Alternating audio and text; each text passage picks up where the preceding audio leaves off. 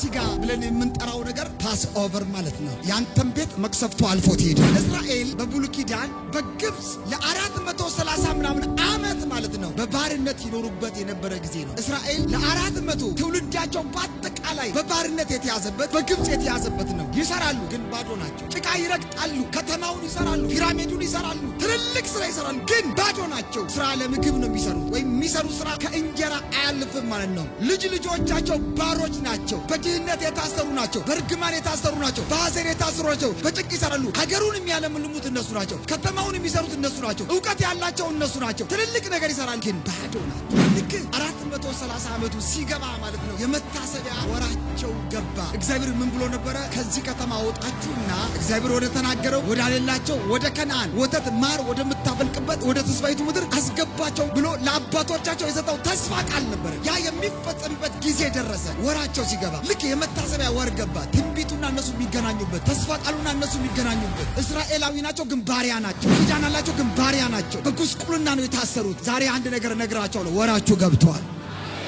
ወሩ ሲገባ እስራኤል የሚወልዱት ማለት ነው ወንድ ነው። አብዛኛው ብዙዎቹ ወንድ ነበር የሚወልዱትና ሲወለድ የግብጽ ንጉስ ዮሴፍን ማቃየና ፈራ ይላል። መሳሪያ የላቸው ትንንሾች ናቸው ግን ፈራቸው ይላል። ወር ገብቷል። ዓለም አንተን መፍራት ይጀምራል። ትንሽ ናቸው ግን ያስፈሩ ነበር ይላል መጽሐፍ። የግብጽ ነርሶችን ጠራቸውና የሚያወሉትን ያው ስሙኝ ማንም ሳይሰማ እነዚህ ሰዎች አስፈርተውኛል። ባሪያ ናቸው አንተ፣ ደሃ ናቸው አንተ፣ የተጣሉ ናቸው አንተ፣ ምንም የላቸውም አንተ፣ ግን ሀገራቸው አይደለም ግን ያስፈራሉ። እንዲህ አርጓለ ነርሶቹን ጠርተው የሚወለዱትን ሕፃን እኔ ምን እንደሆነ አላቀም ፈርቻቸዋለሁ እና ልክ ሲወለዱ እናት ሳታይ ምጥ አደገኛ ስለሆነ እፍን አርጋችሁ ሲጢጥ አርጋችሁ እስራኤል ወንድ ከሆነ ግደሉ። የግብጽ ሴቶች ልክ ቶሎ የሚወልዱት እነሱ ናቸው። ያረግዙት እነሱ ናቸው፣ የሚወልዱት እነሱ ናቸው። ሆስፒታል ውስጥ ገብተው እስራኤልን ሊገላገሉ ሲፈልጉ ማለት ነው መጽሐፍ ቅዱስ እንደዚህ ይላል፣ እግዚአብሔርን ፈሩ ይላል። ልጆቹ ምን ነበራቸው? ሞገስ አላቸው። የግብጽ ንጉስ ያላቸውን አላደረጉም ነበር ይላል። ከዛ አሁንም ሲያይ እንዳለ ከተማውን የሞሉት እነሱ ናቸው። ትንንሹ ድብ ገና በአንድ በቱ እያለ ያስፈራል። የደሃ ልጅ ነው ግን ያስፈራል። ፍራንካ የለውም ያስፈራል። የሚስኪን ልጅ ነው ግን ያስፈራል። የትኛውን ቤት ልትኖር ትችላለሽ? ደሳሳ ቤት ልትኖር ትችላለሽ። ዘመድ ወገን የሌለሽ ልትመስይ ትችላለሽ። ስደተኛ ልትመስል ትችላለሽ። ግን እነግራለሁ ወር ገብቷል። ቢያስፈራ የአንድ ዓመት ልጅ ያስፈራል። የሶስት ወር ልጅ ያስፈራል። ሞገስ ካለበት ታስፈራለህ። ለምንድን ነው ያልገደለች ሲባል የእስራኤል ሴት ልጆች እንደ ግብፃውያን ሰነፎች አይደሉም። ተንበርክከው ይወልዳሉ። አኔታኖ ሰከማ አላንያቶ ሲያቴንታ አሪካና ማሲዮን ወር ሲገባ የጸሎት መንፈስ ይወድቅባል።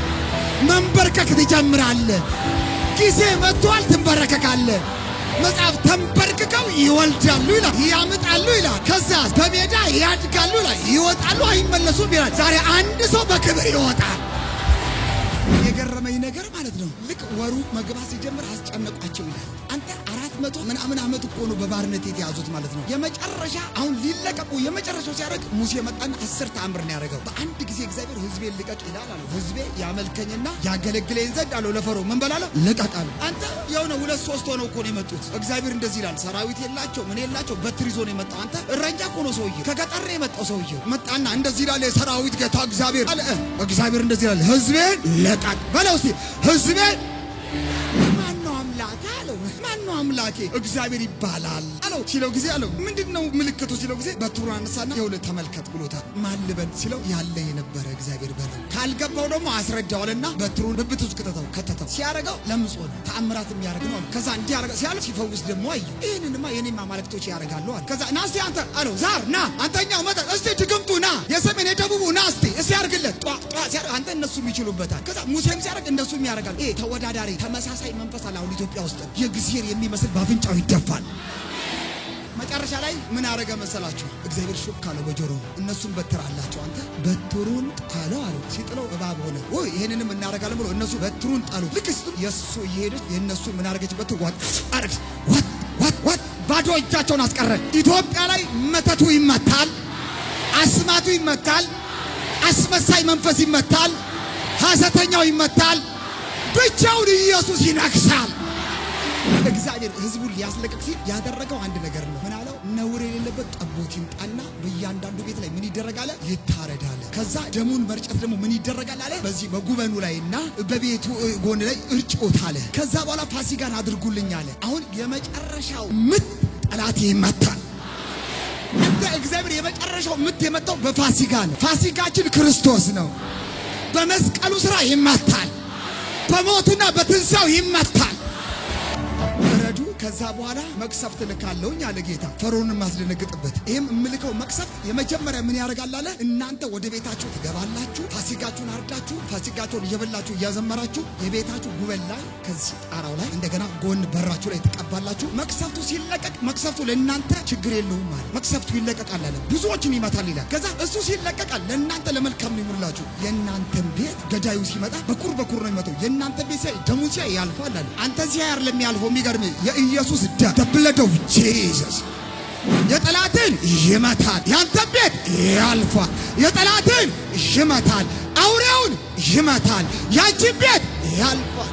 የመጨረሻው ምት የተመታው እንዴት መሰለህ? እንዲህ ነው። ልክ መቅሰፍቱ ተለቀቀ። የግብጽ በኩር ሞተ። ልክ ሲነጋ ሲያዩ ማለት ነው ሁሉም ቤት ሬሳል። አንድ ከልጃቸው መካከል በኩር ሞቷል። ሁለት ከከብቶች ከእንስሳ መካከል በኩር ሞቷል። ከዶሮም በኩር፣ ከበግም በኩር፣ ከፍየል በኩር፣ ከግመልም በኩር። ሬሳ በሬሳ ነው የሆነው ማለት ነው። ያ ብቻ አይደለም። እስራኤል ላይ ብርሃን ነው፣ ግብጻውያን ላይ ጨለማ ነው። በጣም የሚገርማችሁ ልክ ይሄ ሆነ ማለት ነው። ወዲያው ፈርዖን ውጡልኝ፣ በቃ ውጡልኝ፣ በቃ አልፈልግም፣ ሂዱልኝ። ከዛ እግዚአብሔር ደግሞ ወደ ማን መጣ? ውጡ በቃ አንችላቸው ማምላካቸው ማለት በፊት እዛ በመኖራቸው ይጨነቁ ነበር፣ ይደነግጡ ነበር፣ ተሳቀው ነበር የሚኖሩት። አሁን የሚሳቀቁት በመኖራቸው እነሱ ናቸውና አልወጣም በሉ አለ። ሲያልወጣም በል እስቲ አንተ ግብጽ አስጨናቂው በባርነት የነበሩበት አልወጣም በሉ። ከዛ ውጡ ሲባል አልወጣም በሉ። ከዛ ተጨንቀው አረ ምን እናርግላችሁ ሲሏችሁ እንደዚህ አላቸው፣ ፍራንካውን አምጡ፣ ወርቁን አምጡ፣ 430 ዓመት የበዘበዛችሁን የአባቶቻችንን በረከት ሳይቀር በዝብዛችሁ ውጡ አላቸው። መንግስትም ህዝቡም እንደዚህ አሉ፣ ምን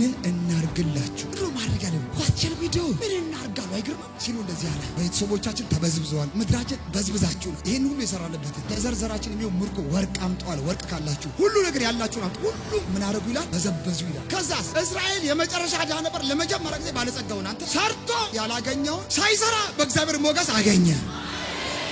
እስራኤል 430 ምናምን ዓመት ሰርቶ ያላገኘውን በእግዚአብሔር ሞገስ በፋሲካ በዘበዘ በለውሲ በዘበዘ በለሲ እበዘብዛለሁ በለሲ ትበዘብዘዋለህ። አልሰማም? መበዝበዝ ትጀምራለህ።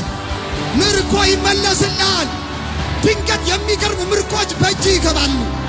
በዘር አይተህ የማታውቀው ምርኮ በእጅ ይገባል።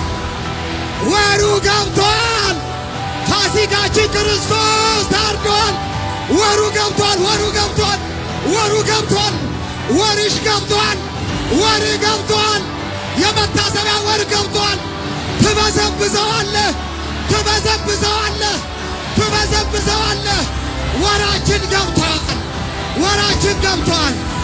ያለ መሳቀቅ ትራመዳለህ። ያለ ለቅሶ ትራመዳለህ። ያለ ዋይታ ትራመዳለህ። በጩኸት አትራመድም። ቀና ብለህ ትሄዳለህ። ወሩ ገብቷል።